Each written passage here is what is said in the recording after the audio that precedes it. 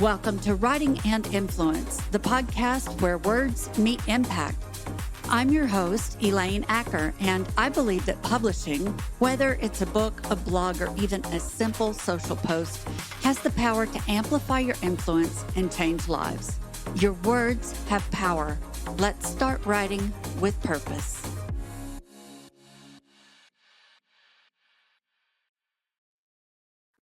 Welcome again, everybody. Today's episode is one that I have been looking forward to.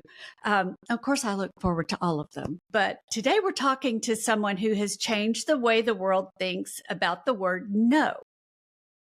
Now, Andrea Waltz and her husband, Richard Fenton, are the powerhouse duo behind the best-selling classic, which is Go for No, and their brand new follow-up is Go for No, the sequel. Their work has inspired thousands of entrepreneurs, sales professionals, and leaders to stop fearing rejection and start chasing it, because every single no that you get is the thing that gets you closer to the yes. And if you're heading to Sell Well in Houston in September, you are in for a treat because they'll be there live on stage sharing their mix of storytelling and strategy. And it's the kind of wisdom that you're going to carry with you long after the event.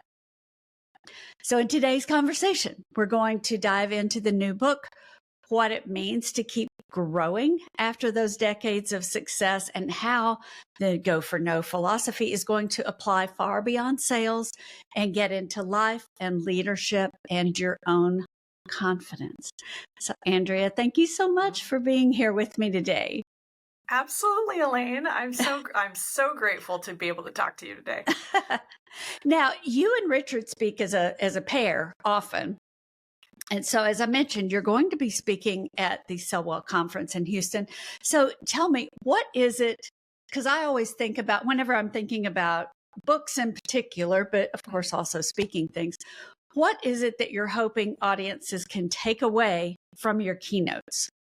Well, I think the bottom line for what Go for No is all about is having the courage to ask. That is ultimately, I think a lot of people hear the phrase Go for No and they think, what on earth does that mean? Who wants to hear no? And a lot of people confuse it with saying no, right? Which is such an important skill today, being able to say no and create those boundaries and all.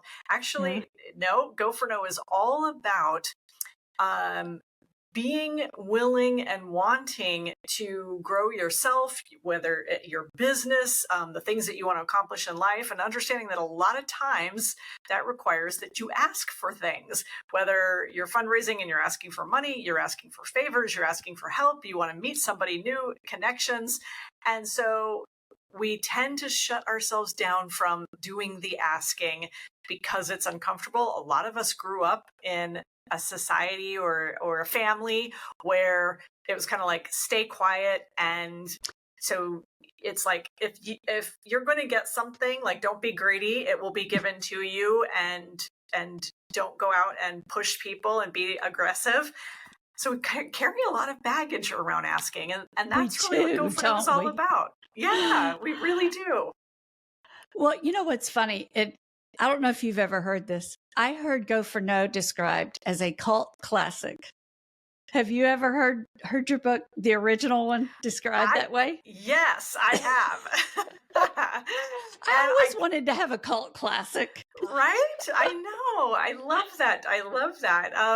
And gosh, Elaine, we've been around for so long. This book has become a little bit of a classic, and sadly it ages and dates me, but I'm okay with it. Well, what I was curious about was what made now the right time for the sequel? Oh, right. So, well, first of all, we always struggled with, now let me kind of set the stage. Go for No is a parable about a guy who wakes up in a house one morning. He's an average salesperson. He works in the world of copier sales, which for those of you who are young and don't know, a copy machine was something that you put a piece of paper on, pressed a button, and it would make a copy. I don't know if we do that these days anymore. And so he's this average salesperson. He goes to bed one night. He wakes up the next morning in a house, beautiful house, and he discovers that he has somehow magically traveled 10 years in the future. And he's in a house that belongs to a wildly successful 10 years in the future version of him. And he meets his other self, and together they kind of figure out what's going on. What's the mystery? How does the future him become so successful? And actually, it was a situation that happened while they were selling suits for a living and learned to not stop when you heard the word no. And in this case, it was a retail sales interaction. And so kind of the point of that scenario was that only the customer should end the sale, not the salesperson. That's what he learns in this interaction. So the story is all about the fact that hearing no is a positive, and that failure, as we think about getting a no as a failure, and reframing the word failure and what failures really mean, and the fact that when you get a no, you aren't in fact failing, or at least you're failing in the right way. So it's a short fable, and I think for the sequel, we were just never really sure how we wanted to approach the story, because the story is really important to teaching the lessons. And I think as Richard and I kind of talked about it, at 20 years, we were like, it's the 20th anniversary. Well, now it was the 25th anniversary. And so the pressure was on. And I said, we need to do this. And I told Richard, because he's the creative genius of the two of us, you need to come up with a story, a story that we can. And then what we did, Elaine, was once we had the story kind of laid out, and by the way, what we did was we took our main character and we gave him a 20-year-old daughter. So the story is all focused around her and what her go for no journey is. And then as far as the lessons, we decided to tackle all the little things that had come up over the years that we knew that we didn't tackle in the first book. All of the issues that people had, all of the things like kind of like, what would you say now if you could go back and write the book? So we were able to address all of those things. Well, and a couple of things I really loved about that. So first of all, my very first sales training ever in the world was the copier technique. So a major brand name copy company had a very specific training, and that was the very first training I learned. And so what I think I love about your book is that I can put it in the context of that very first sales training I had, but look at how well your book has aged over time to be super relevant to the changes that have taken place in how we sell and how we interact with each other, because a lot's changed in the last 25 years. So. Yeah. Well, you're so right, and it does require. It's kind of funny you bring this up. So we part of our marketing effort with our book is, we'll send out a review copy to a vice president of sales or somebody for a team if they're thinking about having us speak, or if we want to speak for the group or whatever. And most people can read it and understand the principles, even though the story takes place, it's old school, right? There's no cell phones. Everything's kind of like you can feel that it's not in the dark ages, but you can feel it's older. So it's really about the principles. Every now and then someone takes it very literally and they're like, this is really old. And I'm like, let's not get down in the weeds about the fact that, he's driving a car from 1990. Like, can we just focus on the principles, which is really human psychology? Yes, exactly. Yeah. And that's, I think, most books that are evergreen, right? And I know you do cookbooks, right? We do cookbooks, we do business books, we do a number of books, but I'm going to dig into the book publishing side of it with you here in a minute, because I know you're also going to be, giving people some advice that sell well. So I want to hear more about how that publishing process went for you as well, and kind of that storytelling, how you're leveraging the power of storytelling in this book. Yeah. So, well, the publishing journey came about because back in the day, we just decided that we weren't going to try to go find a traditional publisher. This was way before Amazon print on demand. So we just learned the process of packaging our own book. And Elaine made literally every mistake humanly possible that you could make packaging this book. I mean, it was, first of all, the cover was a disaster. We ended up changing it a few years later. And it was probably the single biggest reason why the book didn't sell for the first 5 years. I mean, just didn't sell. And that's why it's so important to get, if you have a book in you, if you have a story, it's so important to get somebody who knows what they're doing. I help, like somebody who's been through the process, could not give that advice more, because there is a way to do it. And I see sometimes people will fall in love with like an image, and they'll want this certain image on the cover of their book. And I think like, no, you can't, you can't trust me on this. And we're kind of been reluctant publishers over the years, in that it's not really a skill set, but I've ended up developing the skill set of how to, for us, package short books. So we've helped several other people write and publish what we call short books, which is anything on 100 pages or less, kind of in that sweet spot. And I think that today's readers, they want their problems solved. We want to help them consume books in an easy fashion. And so for us, it's all about finding those niche topics that, right. And then blowing that up into a short book. And then if you want to do another book, if you have more to say, do another book, have a whole series, right? I love all of that advice. And so I'll just real quickly, I'll clarify what we do. So we're a hybrid publisher, and we try to do exactly what you're trying to do. And I will echo, just go it doesn't have to be us. I mean, it could be you, it could be anybody. Go get some help, because you don't have to get around that learning curve all by yourself. There are some very easy pathways. So your job is to channel your own unique perspective and experiences and knowledge, and put that into a book where other people can benefit from it. And your job is not to learn every nut and bolt that's required in the production and publishing process. So yes, go get some help, because it just doesn't have to be that hard. No, it doesn't. End rant. Yes, I'm with you. So on the storytelling site, so I have to tell you this.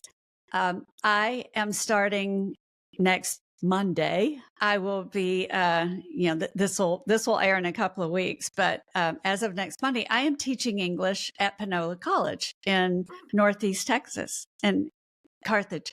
So I was particularly interested in this book because of the twist and the characters and having the young person, because I think so many of our students now struggle for that resilience and that practice and learning what it's like to deal with the word no, and how do you just keep going. So can you tell us a little bit more about that? Talk about the new character, what happens, and what advice you have for all young people. Yeah, absolutely. Well, and that was the fun thing with the sequel, is we got to see the world through our new main character's eyes, who's Cassidy. She is just graduated from college. Her father is from our original Go for No book. So he's this Go for No guy. And he decides that she's feels very lost, not sure what she wants to do. And he's kind of encouraging her, like, well, go into sales, and here you can start selling me, and let me show you how it's done. And so they go through these scenarios of, and she says, Dad, I can't sell. Like, I can't do this. This is horrible. Sales is sleazy. And so he has to kind of reframe all of these things for her. And then the real turning point in the story for her, and we realized we had to have, obviously, with any good story, there's got to be a problem, right? and that's where it gets interesting. That's where it gets interesting. So for us, the problem becomes that Eric has put himself way out on a limb financially to try to raise money to rehab this golf course, which is, as it is, it was his kind of secret lifelong dream to take the golf course that he used to play at all the time 25 years earlier, and he wants to own it and refurbish it and put a hotel and all this stuff. And so he puts his entire life savings into this. And now he needs to start raising money, and he's enlisted Cassidy, like, Cassidy, you can help me with this. And they are failing, and they're getting nowhere, and they're hearing lots of no's. And then the kind of, I don't think it's so much of a spoiler alert, but Cassie has this moment where she sees an opportunity and she takes it. And that, I think, is the really big takeaway that we wanted to have for young people, which is stop talking yourself out of opportunities. Yeah. Stop saying no to yourself. That was one of the big ones. And this in the book is what we call a go for no moment. And I think we all have those in life where it's the moment where you could go approach somebody. Maybe it's go to a teacher and ask for, help on something. Maybe it's whatever it is, ask a coach for one more chance to play in the game. It's those go for no moments. And it's one thing to, and this really is the kind of the crux of go for no. It's one thing to get that no. And that's okay, because at least you go to bed at night, your head hits a pillow and you think, I gave it my best shot. I tried. But you don't want your head hitting the pillow thinking, I wonder what would have happened if I had just gone up and asked. And that's what we want people to do, is execute more on those asks. So we really, in the story, we really dug into Cassidy's vulnerabilities. We showed her making a list of all of her faulty beliefs and all the stuff that she was working on. And she tells her dad, like, I can't believe all the stuff I'm carrying around. It's crazy. She says, I don't know how I got all these beliefs.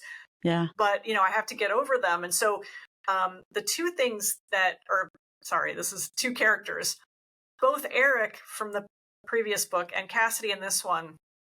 The one thing I think that Richard and I have done right, and I guess we just kind of knew this intuitively, was we want to make our characters really relatable, really to where people say, I think that same thing. I've been in that same place. I have all those same experience. So that as we're taking them through the journey, they almost become the character and see themselves in that character, so that at the end, when we have the character do something courageous, they kind of get pulled through with that and think, I could see myself doing that too. I could do that. So that ultimately that's what we want, is we want that behavior change. But it starts with really having them identify with the character. If you make a character too successful, too fabulous, people just go like, oh, that's them, but that's not me. Yes. And I'm thinking about the people who hold, so I'm shifting back to publishing for a second, because you just made me think about the people who hold back from wanting to, they may have this idea in their head that they want to publish a book, but they talk themselves out of it. They say, well, it's already all been done, or no, it'll take too long, or who would want to read that? And that's one of the hurdles I see people trying to overcome when they've got a great idea, but they're feeling stuck and they're talking themselves out of it. So what advice do you have for those people when they're talking themselves out of this golden opportunity that might be writing a book? Yeah, that's a tough one. And I do this thing called a 21-day go for no challenge, where for 21 days, we try to go for no, right? We set goals for the number of no's we're going to hear, and people are supposed to go out and then come back a week later and share what they did in their business or their life. And I think what it comes down to, Elaine, is perfectionism. And especially with a book, people see the big authors, and it's like, you can't compare yourself to Stephen King and the people exactly right. That's not what this is about. And no one has written your unique book. So I think for us, the way we deal with it is, and it sounds crazy, but we really try to get people to reframe the way they see failure, and to make the idea of, hey, if you get a no, if you do something or create something and you put it out there and nobody comments on it or sees it, your art, as it were, that's not the reason to not create it. The reason is to fall in love with the process, not the end result. And so I think changing how people view failure and success, that writing the book is the success, not what your perceived outcome is, that's the real success, and to get rid of that perfectionism. So, one of the things I tell people is don't overcome, if you just want to get the material out, start writing a series of questions that you would like to address in your book, and then address those questions, because it's so much easier, I think, for people to answer questions than it is to start with a blank, right, pad of paper and just say, okay, step one. It's why do people have this issue? What has your experience been? What have you seen? What are the three biggest mistakes people make regarding this topic? And if you can just start getting that out, then before you know it, you've got something that looks like a book, and then you just need somebody to massage it into something that works, right? Well, and I'm going to argue that you write the book because you want that sense of accomplishment, and because you don't know what happens because you wrote it. And there is no way to know that in advance, because I'm betting a lot of things happened after y'all wrote that book that you didn't expect, couldn't have anticipated, but you had to take that first step. Are there any stories like that you can think of?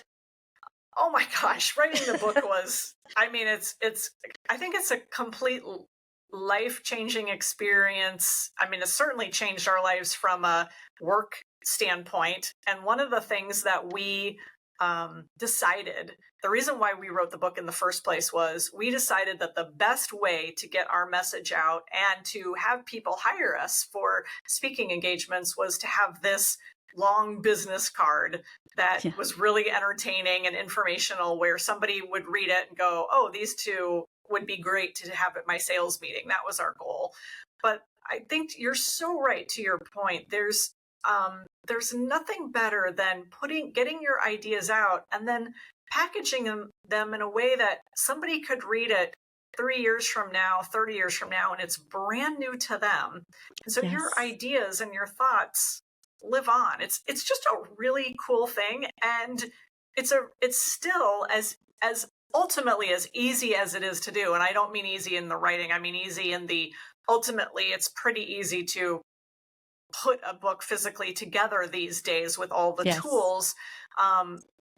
Unlike 20 years ago, there's really no excuse not to do it. And so you've got to get over that perfectionism and that belief that you're not good enough and all of those things, because it's life-changing to have one. And then you get to be in the really fun club, which is the author club.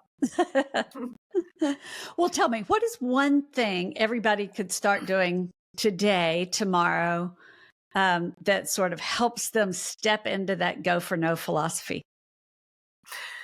I think the easiest, best thing to do is to create a no awareness, and kind of reverse engineer what you want to accomplish.